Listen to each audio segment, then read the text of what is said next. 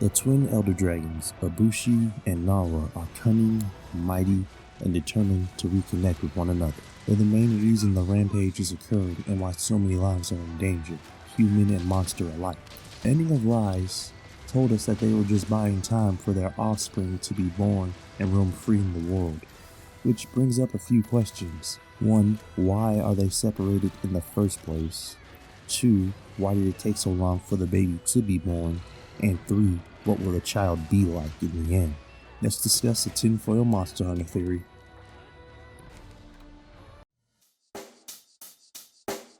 Check the mic and make sure it sound right, boys.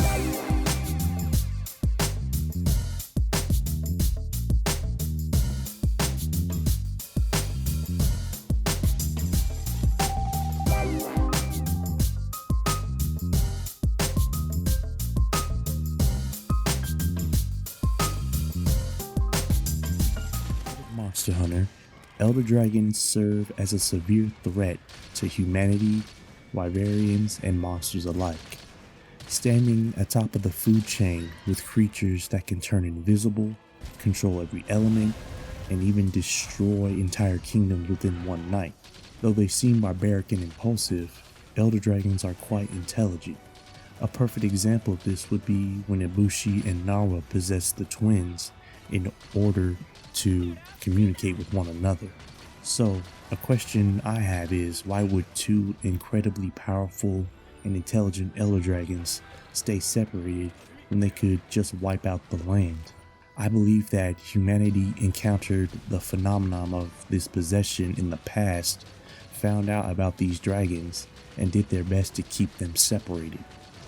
In the training area of Monster Hunter Rise, there's a mural carved in stone of the Rampage with monsters that you fight throughout the game, including Ibushi. These murals lets the player know that the Rampage might have been occurring for thousands of years based on how the mural is weathered. My theory is that Ibushi and Narwa discovered that humanity is a threat when united and decided to wait out for their opportunity to breed and create the child that they want. Which leads me to my next topic. So in order to discover why it took so long for these two to create a baby, we have to look at the Rampage itself and how this is a conundrum of their own making. The Rampage occurs every 50 years and causes casualties on both human and monster sides. Remember how these two elder dragons possess the twins? Well, it's established throughout the story that Minato and Noah can hear the thoughts of the elder dragons. But what if this is a two-way street? What if, through the thoughts of both Wyverians past and present, these elder dragons know that humans are frail and can be killed rather easily? What if they know that a human lifespan is but a blink of an eye compared to their own life? So, they wait out every 50 years and see if the humans are unprepared this cycle. And though humans may be frail and weak compared to them, they can still produce their own offspring and pass down stories and tales of the Rampage in order to keep future generations on their toes, thus creating the cycle that is the Rampage. Elder dragons try to wait out the humans, and the humans wait out the elder dragons. However, we know that these two are about to breed or are in the process of breeding due to the endgame. We see that Hanoa and Minato are still possessed by the elder dragons, and they speak of how their child or offspring shall roam free throughout the land. Which brings me to my next theory. When we're first introduced to these two elder dragons, they're given a haiku like every other monster. Ibushi says, quote, "Where is my queen? Where is my queen? I am storm incarnate. I shall wipe the land clean, so we may meet at last in paradise unseen." While Nara says, "My king, O my king, come forth with haste. With my elegant lightning, let us lay this land to waste. Tear apart the skies, rend the clouds asunder, pave the road to paradise with hurricane and thunder."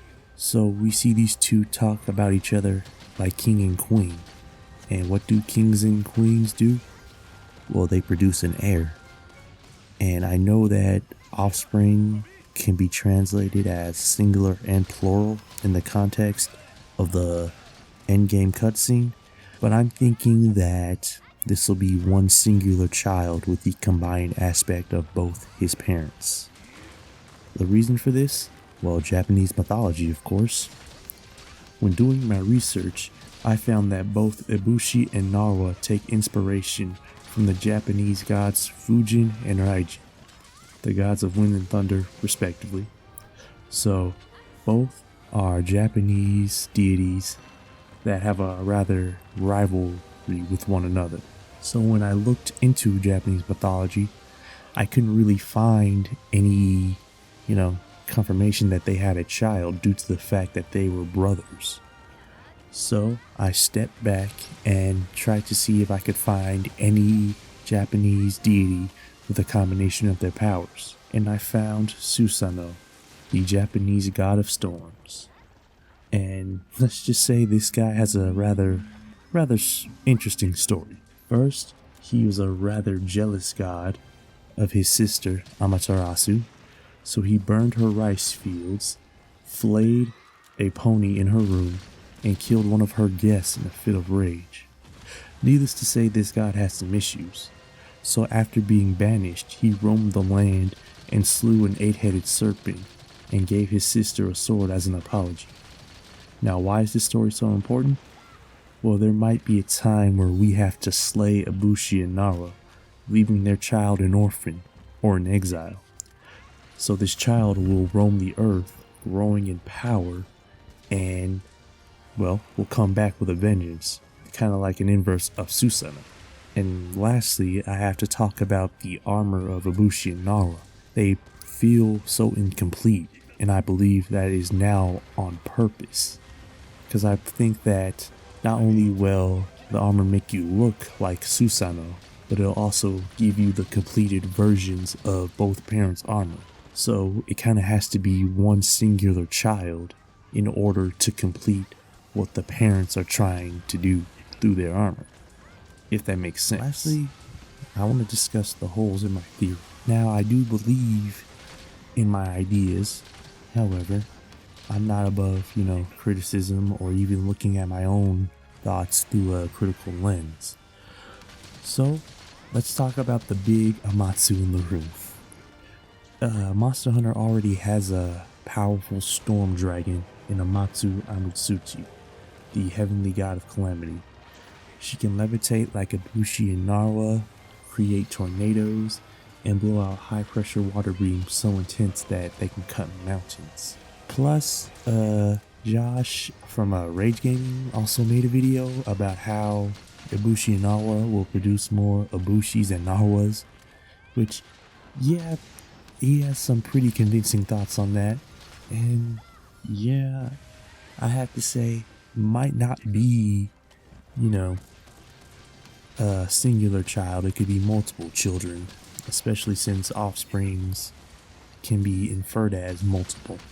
But hey, that's just my theory for right now on what the child will be, and I want to hear yours. Do you agree with my theory? Do you think that it'll be just Ibushis and Narwas, or improved versions? Or do you think my tinfoil hat theory is just that, a tinfoil hat theory? Let me know, and let's see what we can come up with when we discuss it. Thank you. Check the mic and make sure it sound right, boys.